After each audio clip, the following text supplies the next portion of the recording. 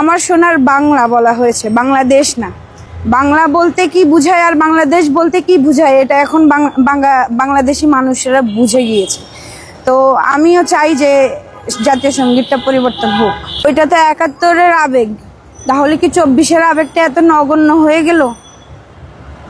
আমার বন্ধু আমার থেকে ৪ হাত দূরে মারা গিয়েছে, আমি তার লাশটাও ধরতে পারিনি। যখন ধরেছি তখন পলিথিন ফুটো করলে যেমন পানি বের হয়, ওইভাবে ওর রক্ত আমার শরীরে পড়েছে। ওই আবেগ নিয়ে আমি এখনো বেঁচে আছি। ওটাকে আপনারা আবেগ বলেন, বাট আমার ভাষায় ওটা ট্রমা ছিল।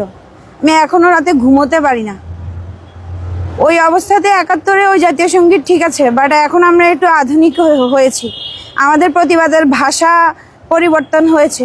এখন আমাদের জাতীয় সঙ্গীতও পরিবর্তন করা উচিত। আমি ব্যক্তিগতভাবে এখনো সিলেক্ট করিনি যে কোনটা করা উচিত, তাই বলতে পারছি না, তবে পরিবর্তন হোক সেটা আমি চাই।